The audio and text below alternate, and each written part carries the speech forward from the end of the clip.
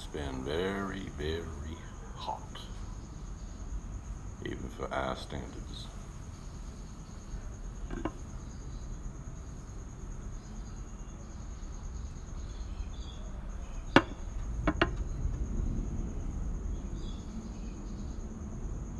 What's it today? Got to about 38. Not too bad. Yeah. Tomorrow's 40. The next day's 43. Our average temperature for this time of year is 29. Yes, it's hotter than usual.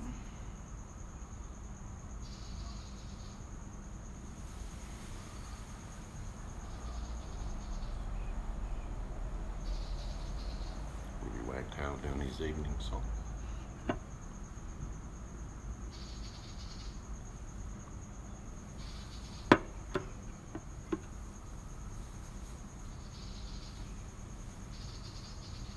I reckon he's doing that the last 2 or 3 nights. He's trying to get territory of that bird. You reckon? Yeah, it's quite ferocious in his calls. And he's in that one sort of area.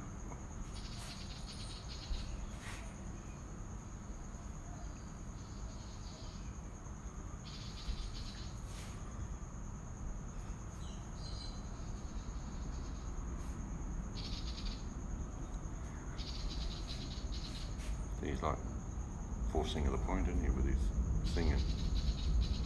Maybe he's just calling to a mate.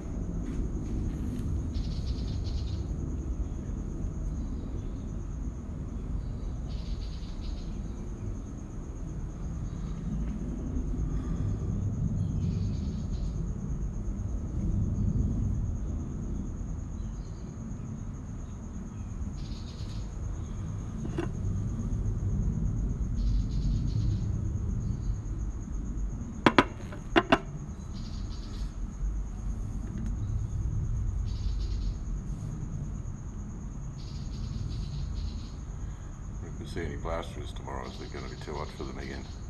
Not going to be too hot. It's supposed to be done by Friday, so they've got to come tomorrow to do that.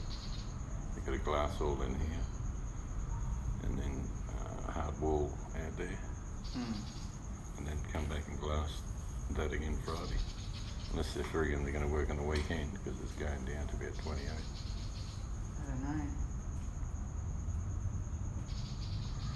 Hello VMAC. Well, if they're here, they're probably cooked. It's been hot. Now, for me to say that, you have to take my word when I say it's been hot. Unusually hot. Today was hot, but tomorrow's 40. Then Friday's 43.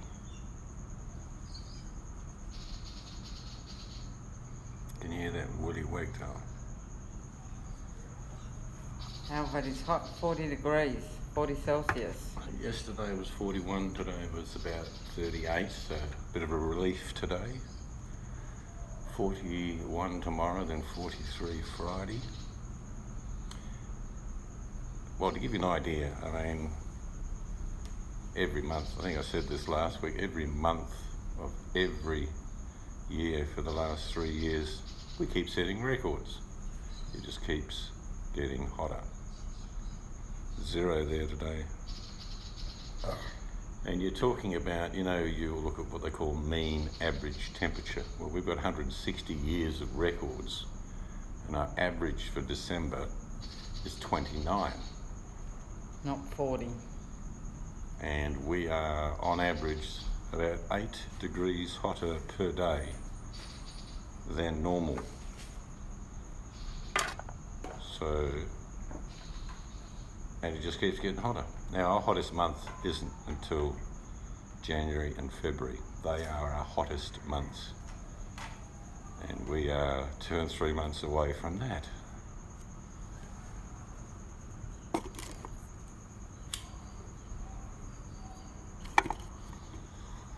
So I didn't cook today. We just had a nice big crispy baguette.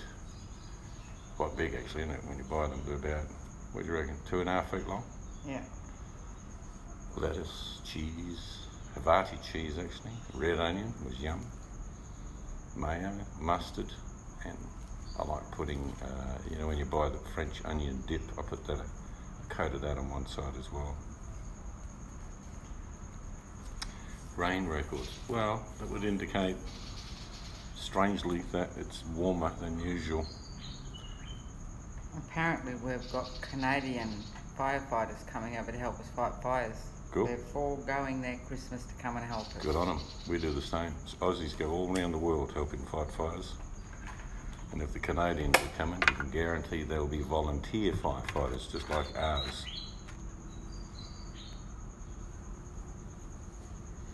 We regularly share between the US and Australia and New Zealand. I think Canadians have come over here before. Actually, I do know a story of 2 Canadians that came over here in about 2016 to help with the fires, and they phoned back their wife and said, "We're living here." They fought fires for about 2 months and moved their families over. That's the problem. You land in Australia, you may never leave.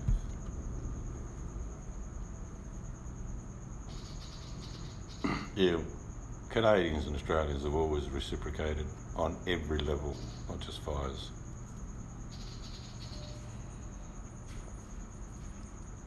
I think per capita, Canadian and Australian and New Zealand rescue workers after the Japanese earthquake in 2011, percentage-wise, it was about 30% of foreign rescue workers. And what they do here, rescue workers don't have to be in a paid position, as in like in your own country. They can be people like the SES, which is emergency services, again volunteers, but they have the expertise over many years. So they went to Japan, and so did the Canadians, and so did the New Zealanders. Why do we know this? Because there's lots of stories of very pissy nights after hard working, and some horrible stories, I'm sure, to tell.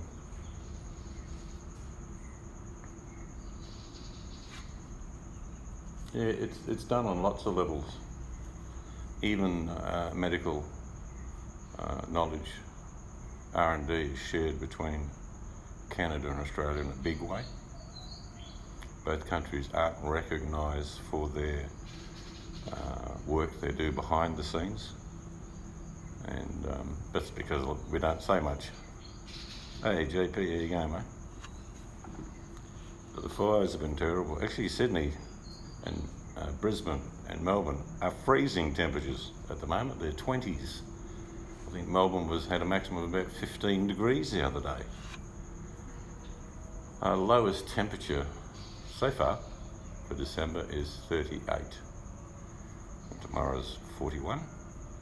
And Friday's 43. And they come over here now, JP. Told you, they come here till after May.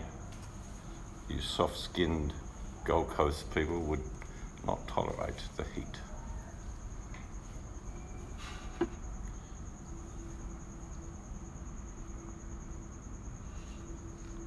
We had a team of 3 plasterers working here Monday. It's really hot. And Tuesday we had 1 because the other 2 went down. And today we had none. In the house extension, it's very hot. And I could tell one of them outside on Monday, he was like heat exhaustion. Yeah.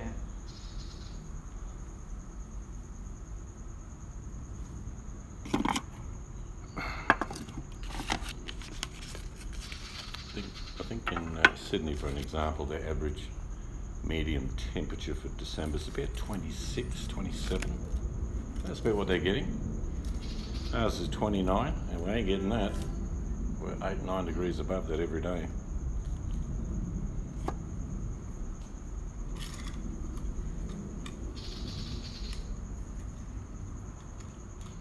But every month, it just keeps getting hotter and hotter, breaking all the records. They've already sent warnings out, JP. In the next 3 to 4 weeks, 1 or 2 of the capital cities on the east coast may reach 50 degrees. That would not be good. in cities like Melbourne and Sydney at all. Yeah, we've got that too, JP. We've still got smoke from when the recycle centre went up as well. Yeah, there's always fires burning. Because we can view the hills, you can just see all the smoke haze all the time. Yeah, VMAC's just getting the wet stuff, not the fluffy stuff. We know how VMAC likes a bit of fluff.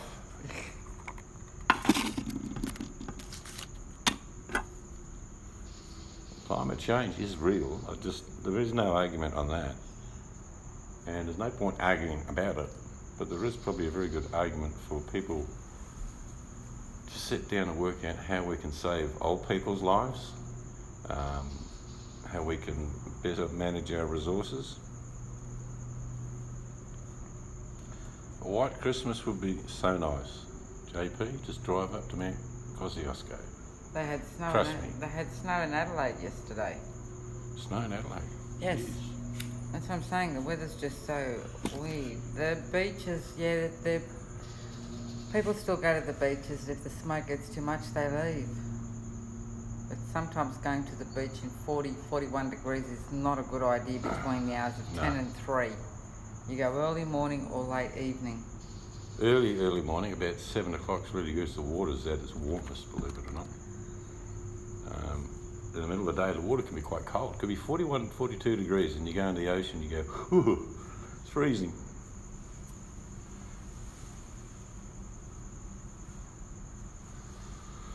We remember vividly in Hobart in about 2005.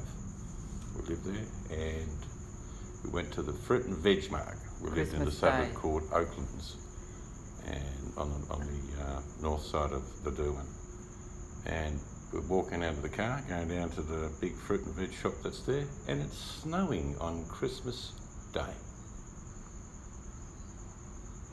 Yeah, as much as Australia has beautiful beaches, they could take a lesson from some of the Asian countries and actually build straw-covered little huts, you know, like 4 posts and a cover. Do you know what I mean? Australia could learn with that. Yeah. Because they keep going on about sun does this, blah, blah, blah. The thing about oceans is they're horrifically nasty sometimes. So all those things you're talking about, like the Bali huts and all those things in different countries they've seen, be great, but you wouldn't put anywhere near the ocean. No, you put because they just get blasted away. That's right, you put it back as you walk onto the beach. You put them along there.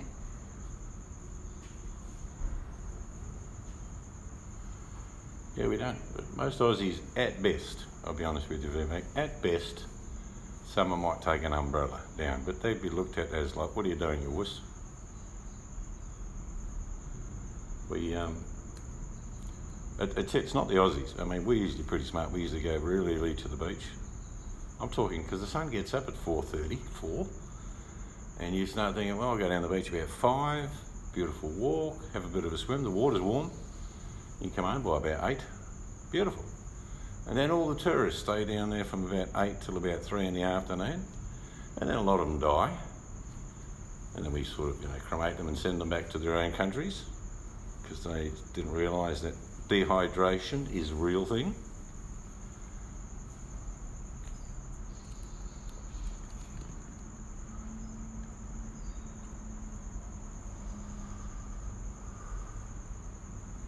There's one thing Aussies do real well, VMAC, is swim, because we have to. Well, my kids were thrown in the water, all became fish.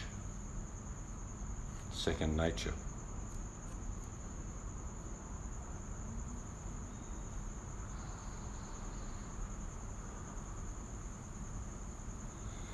But I can't blame the plasters for not working. Just been too damn hot for them.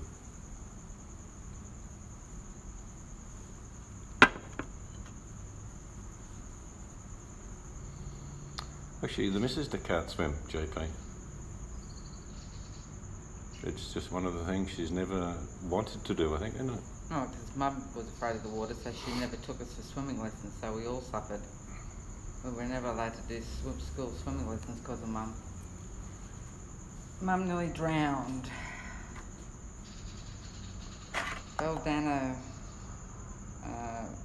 ice hole, an opening in the ice, nearly drowned. Yeah, VMAX, talking about our colonial past. Dig 1K, run 1K, swim like hell. Well, there's nowhere to swim to in Australia, VMAX. There's South Africa, there's Antarctica, there's probably a long swim to New Zealand, and then not so much of a swim to Micro-Asia, Indonesia, New Guinea. But, yeah, there's nowhere really to swim. It's sort of the reverse of Alcatraz. If you try and swim off this island, you're fucked. You swim 2 to 5K almost every day. That's excellent. Oh, I've almost drowned. Believe you me, JP, I've almost drowned. I was 8 months pregnant with my son. I got dragged in the water and then left, and then I didn't know which way was up or down, and I thought, this is it, I'm gone.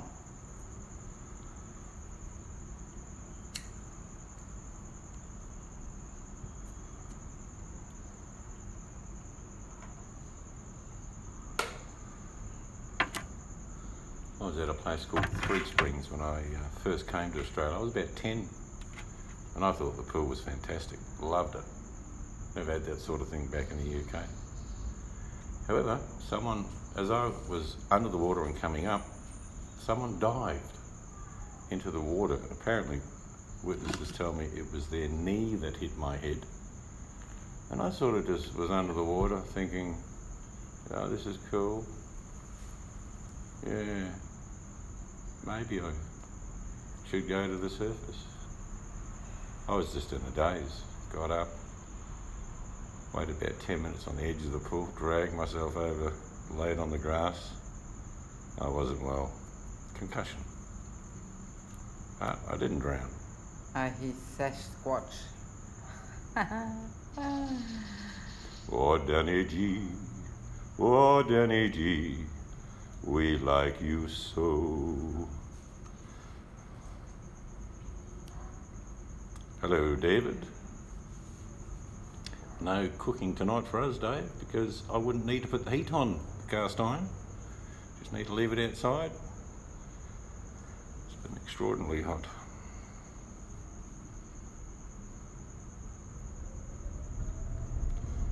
Ours doesn't vary much. It's weird, VMAC. We have on the west coast here, we have a Lewin current, and it comes from south to north and then north to south, different times of the year.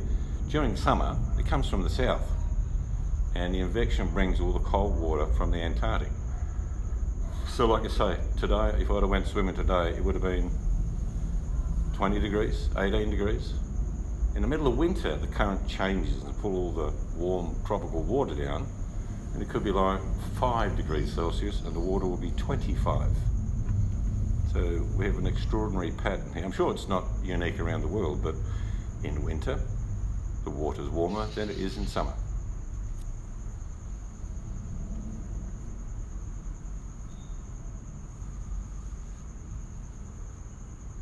And I don't know when the last time, I was going to think about when it was, because we may have the possibility on Saturday of having a thunderstorm. Oh my God, I'll throw a party. Just a rumour. I'll throw a party. I just can't remember. I think it was Emily said it. 2 or 3 months ago now since we had that rain when they started building. Yeah. Yeah, and that was 10 mil. Nothing exciting.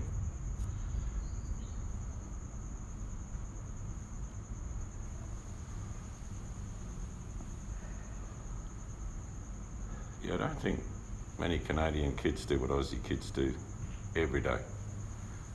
Every second household's got a pool, or the beach, or the river. Most of our kids are getting wet in the afternoons after school every day.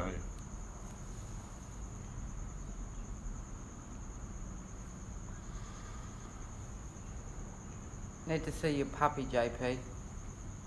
What, his wife's puppies? No, What are you talking about? his puppy. He's got a dog. Oh, right, I didn't read that, yeah. I'll do a video on your dog, JP. I like seeing people's animals.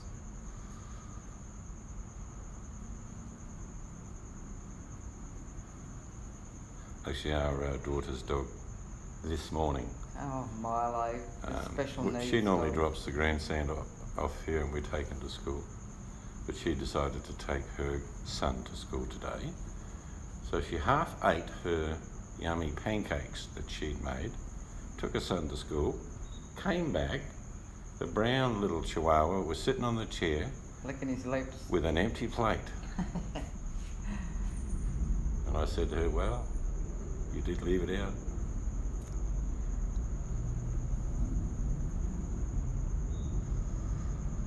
Oh, you just got JP into trouble.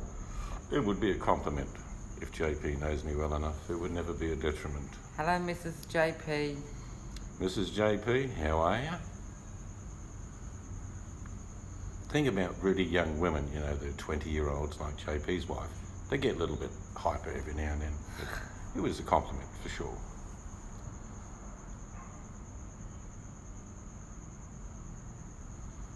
Steam a steak in a cast iron pan. Yeah, he thinks guns. Well, I tell you what, if you steamed it for about 3.5 hours, we'd call that braised steak. But if you're trying to fry in any liquid a nice piece of steak, Come on, Mrs. JP. what you're going to end up with is rubber.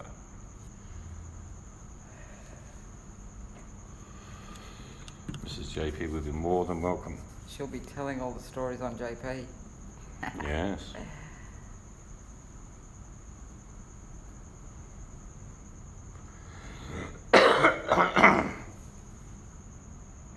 You can even, and David knows what I'm going to say, you can get a poorly cut of meat, like a piece of skirt of beef or even a braising steak. Now, if you cook it well enough in a fry pan, you let it rest long enough, it's actually not a bad cut of meat, like gravy beef, for example.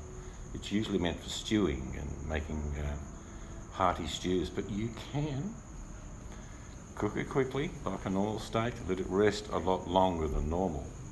And it's not going to be a New York strip, it's not going to be ribeye, but it's not bad. You can turn what they call an average piece of steak into a poor man's porterhouse. Though I do like using gravy beef for making stews.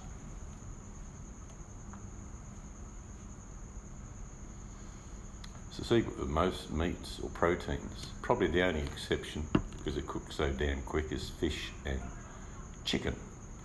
But a lot of the other stuff, goat, lamb, veal, you can certainly make a decent meal. And you can't beat cast iron for what it does. I've always used the principle that it impacts the best of the flavour of the protein you're cooking by the method of using cast iron. It's different on the grill, it's different on a flat hot plate, even though that's cast iron on a barbie, it's different again.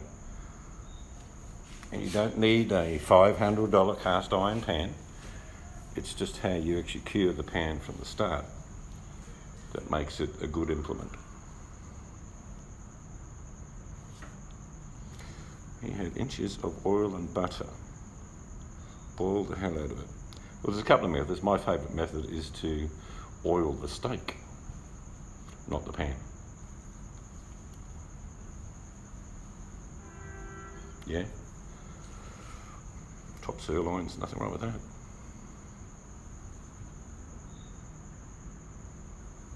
I think that would be a good idea, Bucky, for sure. The only time I would ever use, let's say I have a nice bit of Scotch fillet, which is a nice cut of meat, and I'm cooking it, and I've done a few minutes on one side, a few minutes on the other. Near the end, I may throw in a tablespoon of butter just to baste it, take the steak out, and then let that rest. With the remaining butter, natural juices from the piece of steak, I would throw in tiny little bits of garlic, some mushrooms, maybe a touch more butter, and add flavour to that remnants to pour over the top of the steak. For as long as it took to cook the mushrooms, the steak would now then be rested. That is the process of having steak and something. You can have steak by itself. Actually got a bargain. I picked up four cuts of fillet beef. And it was two, they're about, I don't know, what are they, about 4 inches long, about 1.5 inches thick. And they will be getting cooked up on the weekend when it's cooler. Oh, you better put your requests in, VMAC, for doing that. She had to cook poor Bambi's mother last week, so she better get a damn good Christmas present for doing that. Nothing wrong with deer. Hey, but VMAC cooked it.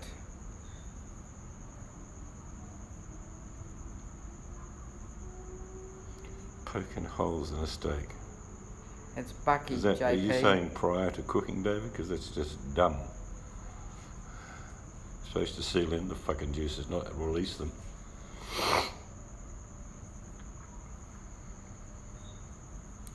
And if I could only impact one thing on anyone who wants to cook a steak, and I'm 100% sure David Guns will back me up, don't press your steak down, like with an egg flip.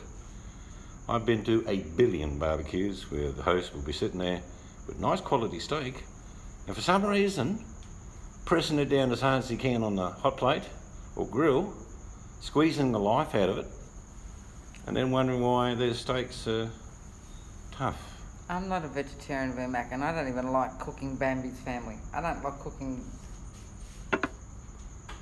cow, anything myself, actually. Mince is probably the only thing I'll... You seem to tolerate the German pancake, which is the process of using mince and all the other goodies. And then I'll wear gloves. I've got to mix the mince.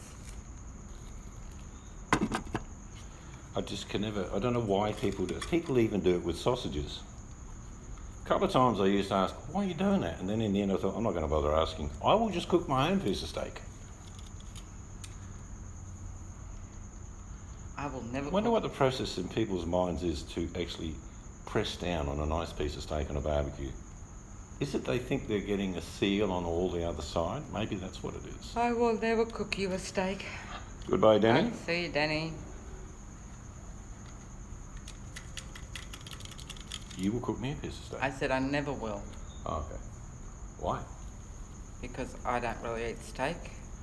Well, I don't. She doesn't like it the way I like it. I like mine medium rare. No, I don't. It's not bleeding. It's deliciously tender. But my wife likes her steak like the soles of her leather shoes. Let's be honest. When I eat it. I don't care if I'd never have steak again.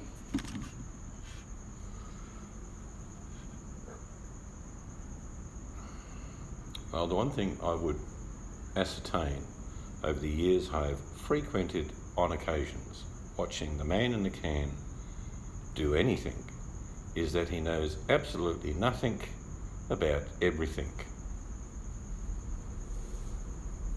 That would be my forward to his book, The King and I. See you, JP. See you, Mrs. JP. Going to bed? Yeah, because of the time difference. All right, mate. Catch you later. Have a good one. Yeah, that's me, VMAC. Hey, Buttercup. Hello, Buttercup. Are you feeling better? I bet it's bloody cold there.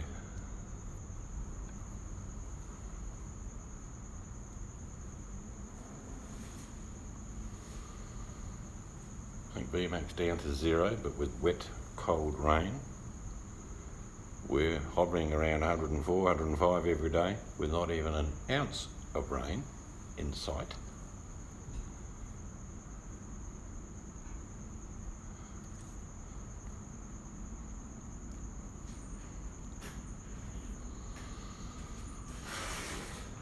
Yep, Dave, she's a vegetarian.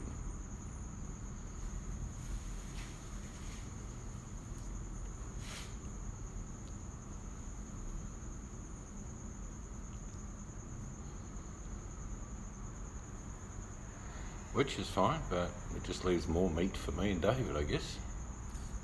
Yeah, but Vimac, you're one of the few sensible vegetarians. You do a balanced diet and do stuff properly. I have to There's laugh plenty at... of people in the sporting world who are actually going to a meat-free diet. And it does help sometimes. Their performances have improved. I just know that if I go back 1,000 years, me and David would be hauling in an elk, throwing it at the feet of everyone there, Buttercup. My missus say, right, cut that up, give me a big slab of it and we'll put it on a big stick. And me and Dave will eat the fermented coconut juice while we're cooking it. That's what would have happened. See, B-Mac, that's why Cecil will never get a steak off me. I don't like steak. I won't walk into a butcher anywhere and buy a steak.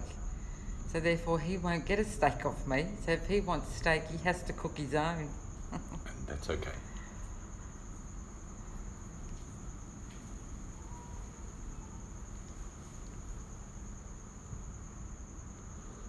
I remember reading a story from an archaeologist, and they proved that this did happen. Groups of hunters, normally in 5 to 10, in a tribe of about 30, 5 to 10 would go hunting. Now, they wouldn't necessarily go home the same day, and they would find these areas where they had little rock dugouts and they had animal skins for cover. So even in the snow or inclement weather, they would go out hunting still, and they would catch an abundance of food before going back to the village. Most villages, archaeologically, would say 30 to 60 people maximum. So about a quarter of the tribe, whoever it was, wherever they were, would be hunters. Not everyone went out hunting, though apparently most knew how to hunt.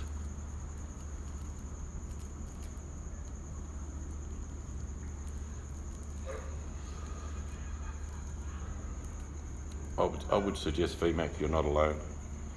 I can kill a beast and cut it up, but I did that from an early age. I don't think, and I wouldn't be saying this flippantly, I wouldn't think in normal society 1 in 1,000 people would know how to do that. I think it'd be less than that. You know, if people were in a dire situation. I'll give you one tip. Let's say you're out and you're really hungry and you catch a rabbit and you think, well, I don't know how to skin it. Don't worry about it. Throw it on the fire, as it is. Hunting season. Kangaroo, throw it on the fire, turn it over. When it looks like it's done on the first side, you don't even have to gut animals.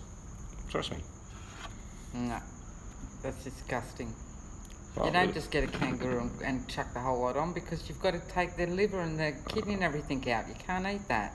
Aboriginals have been doing that for 50,000 years. No, they don't even eat that. It's full of worms. You're wrong. What happens with the skin on most animals when it cooks, it will peel. It makes it easier to keep the meat in. If you talk about what I'm saying, the skin of an animal becomes the cooking implement. Yeah, no, that's what I'm trying to say. I'm talking about they don't eat certain parts themselves. It's like they won't eat the peel. I would eat anything, Dave. If I'm hungry, I'm going to find a creative way to eat snails. You name it. I'll eat anything. No, I haven't tried alligator. Well, we don't get alligator here except in zoos. We have crocodiles. We have plenty of crocs. Some restaurants in Australia do sell it, but we've never had it. Yeah, dogs and rabbits. It's usually a pretty easy pick to pick out who the winner will be.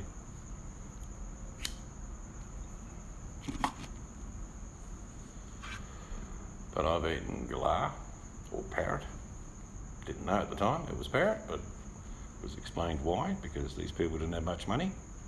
Pink and grey casserole. Tasted pretty good.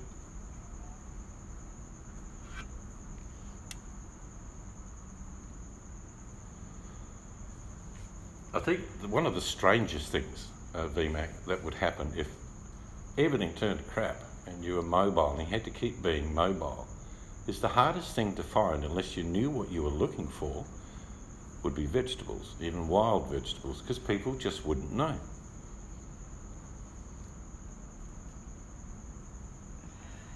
Oh, enjoys our question, Buttercup. Depends if she is well enough today. Yep, she said she was feeling better.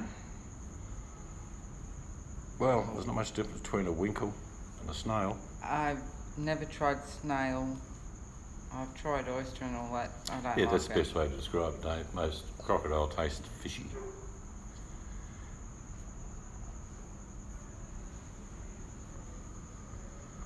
Yeah,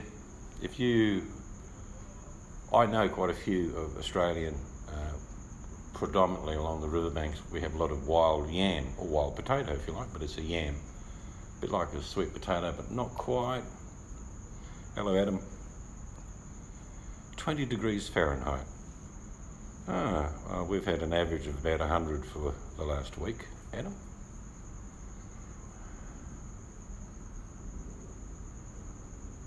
Yes, I've helped. Singapore, you'll be fined 10% of your income if you don't do what? I imagine it's in keep your area Singapore, clean. You will In be Singapore, fined it's the 10%. cleanest city in the world. If you look after your parents. Well, that's a given in most Asian countries. Adam hasn't been around for a while. Buttercup gives us very unusual, difficult question. One question she comes in and gives us, and we've all got to try and answer it. I reckon it's got something to do with keeping something clean. I- They're incredibly fussy about their country. I say no to the cleaning or looking after parents. Yeah, it's getting there, Adam. We had some workers that were going to be here for the last 2 days, but it's just been too hot. One of the guys Monday got very ill from heat exhaustion. Yes, I've helped Mum and Dad do pigs, chickens, goats, the usual. I just can't. I just won't do it. Seeds is on the right track. Wow, keeping something clean. Well, they're fastidious in Singapore. If Yeah. anyone's been to Singapore, they know what I'm talking about. When you get old, there is no unemployment. But Put rubbish in the bin. the government will And give you an area of land, like in between two roads, there's a little row of roses and nice little flowers and bits of grass. Well, old people get given the task of looking after that and they get a payment for it. But it's certainly no unemployment check. Yeah, there's a lot of bullshit, Adam. Don't worry about it. Actually, we haven't been on because we've been busy. I haven't even... Even that, though, I still don't go to a lot of channels now. As soon as, and I don't care what people think otherwise, this is my opinion, as soon as there is a request of any level of give me some money, that channel turns to shit. I haven't even turned my computer on in what? Yesterday was the first time in a month because I had to transfer those videos. Yeah. So, Buttercup, is it putting rubbish in the bin? I don't know what it would be, but I know that that's the first thing. If you ask Singapore, they're very proud of everything being clean. Send us a big box of snow. Yeah, we'll need it for the workers. Should come in handy, mate. Yeah. I can give the wet cardboard to my Yeah, plasterers. Vinny's life is falling apart, and I don't know if you're listening, Vinny. You can ring us anytime if you want someone to chat to. You need someone to talk to.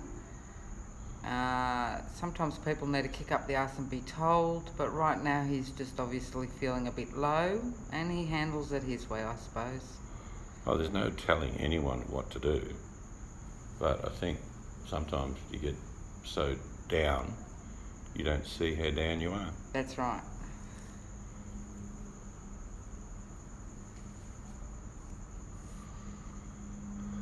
The one thing that I've heard in the last couple of years, VMAC, which annoys me, I don't hate anyone, is people justifying themselves and their channels in collecting money because they use these words.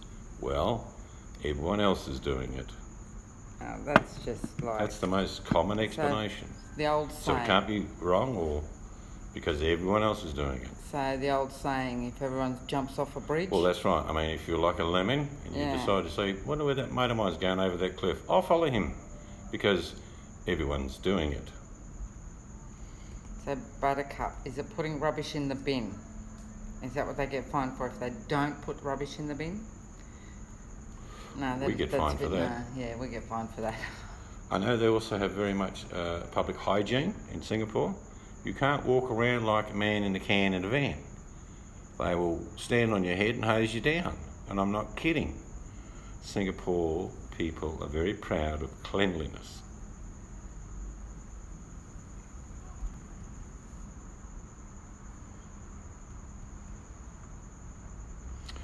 There is one thing you've got to do when you get in a situation in life, and that is when you are depressed or things have gone wrong and it's, you know, it seems like a black hole. It's good for someone to come down and help you, but you need to reach rock bottom. Then an epiphany may occur, a friend might put out their hand, and you realise that, yeah, probably the reason why I'm so down is I'm keeping myself down. That's the epiphany most people have when they realise life is pretty damn good. There are lots of shitty bits in amongst it, but in the time we live and breathe before we stop doing that, we should live it. Well, that's true, David. Yep, that's true. Buttercup, recycle. They'll get fined if they don't recycle. David says people say they put money back into their channel. No, that's bullshit.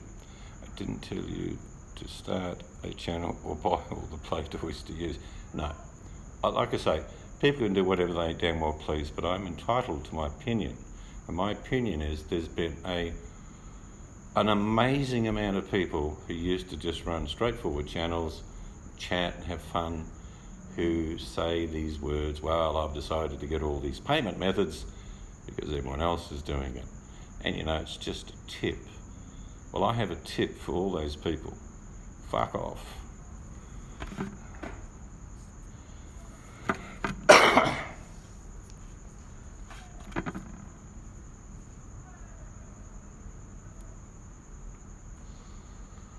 Oh, it's nonsense. If I say to you, David and Buttercup, everyone else, thank you very much for the $50, that's going to go straight into the channel.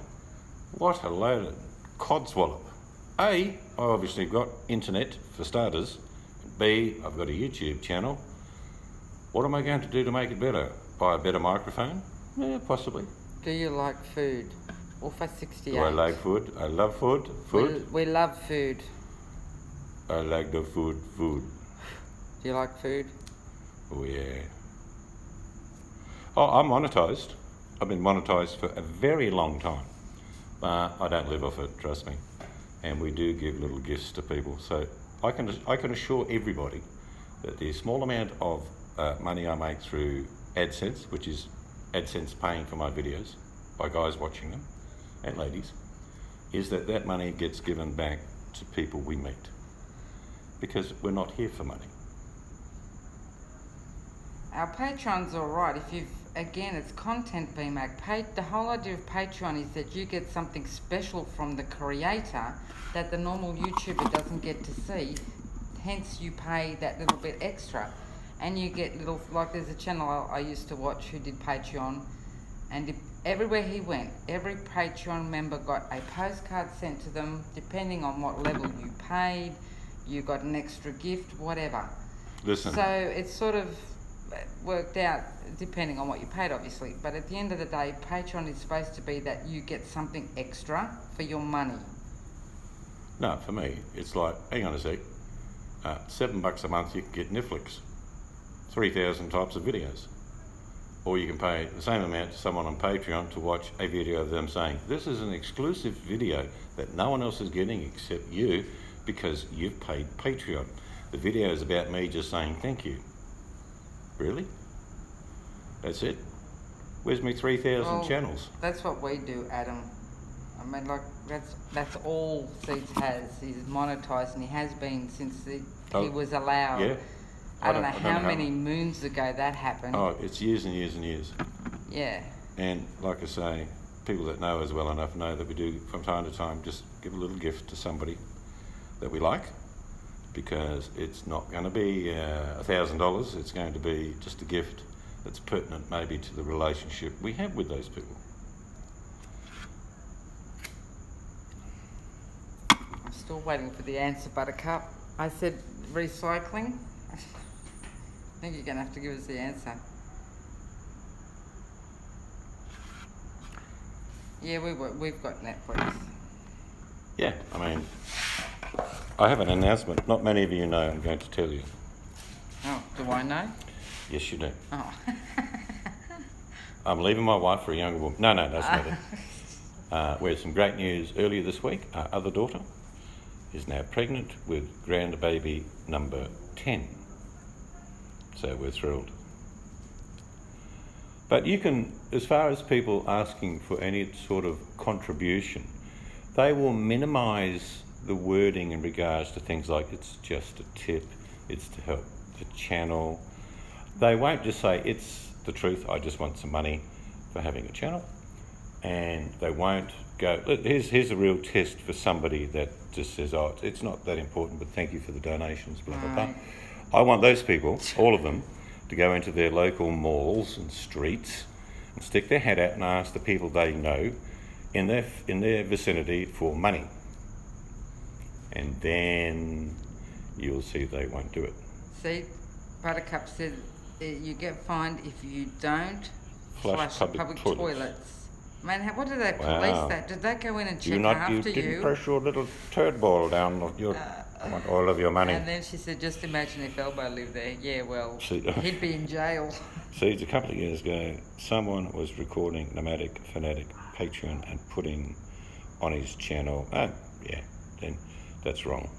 And hello, Dive, my good friend from Canada. Damn, Dive, you're just a bit late, mate. You just missed Buttercup's question. Maybe he hasn't read it, Buttercup. We won't say anything. I don't think Dive can scroll back. And to give you another tip for people that are discerning, you will watch all of these so-called creators, cinematographers, whatever they want to call themselves. You know, I'll give an example. Hello, Dive Kuru Canada, who's given me $10 in the past, which he hasn't, of course, because Canadian money's not real. I'd say, look, people, Dive's just come in the room. He's the nicest guy. He is a sub up to his channel. And look, it's nice to see you, Dive, and I hope Mrs. Dive's right. I hope Mr. Rabbit's good. And I'll waffle on for 5 minutes about how brilliant Dive is. And some people may, at the end of that little dialogue, will say things like, and look, I shouldn't say it, but Dive actually donated to the channel, to build the channel, blah, blah, blah, blah. And it boils down to I'm just pissing in his pocket. Yeah, that's one example. But yes, you have told people to go look at other people's channel and sub because they've had good content, not because they've wanted money.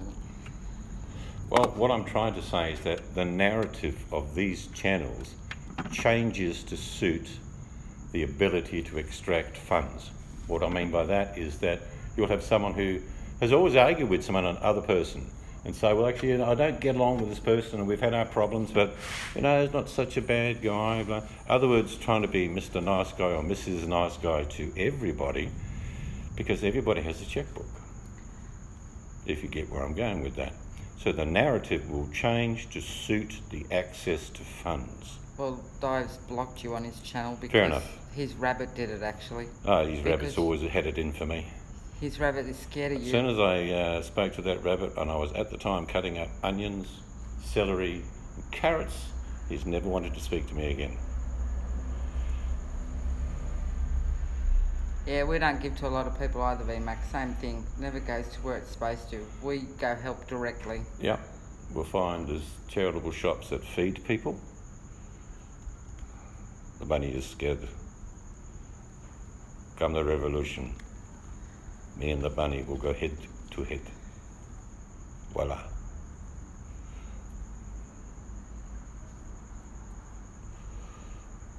Well, again, as far as Tucker's concerned, I don't hate Tucker, but I am very disappointed in the angle that he's taken. But there is a history a lot of people don't know about, which I'm not going to delve into, for Tucker to gain sort of some footing with any community. And to have done it the way he did was admirable, but then to switch on a dime, then you have to question all along this was the goal. I did a little video, short video, Yep. and I called it Tucker Mother. If you want to go back and have a look at it and read between the lines, you know what I'm rabbiting on about. Rabbiting. Yeah, that's appropriate. So how have you been, Dive? How is Daisy?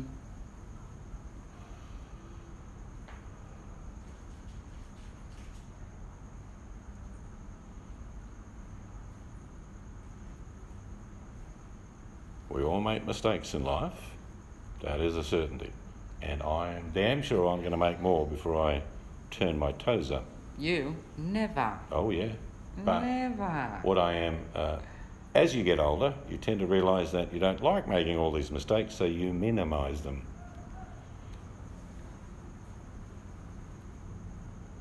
Seven, 7 years. Wow. 7 died. I think you once told me that rabbits live go to 15 or more.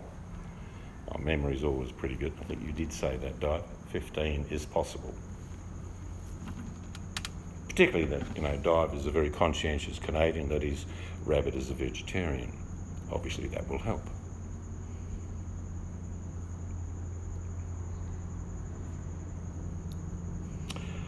Yes, he gets his Vincent Price voice, Adam.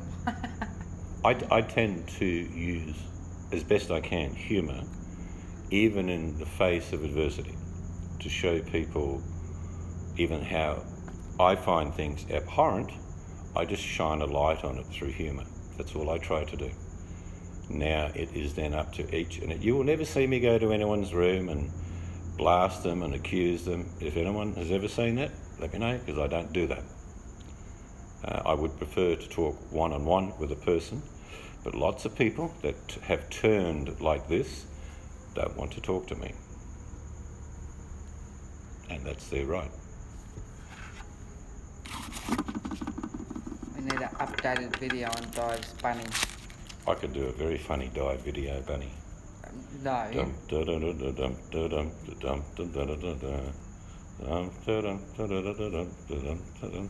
Or, trying to remember that old song. Oh yeah, here it goes.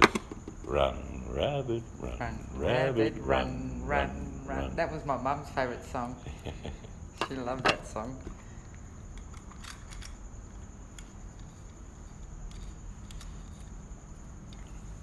French Bunny is saying no. I like animals, Dive knows that. I wouldn't harm anyone's pet. I would only ever end the life of an animal because I'm going to eat it.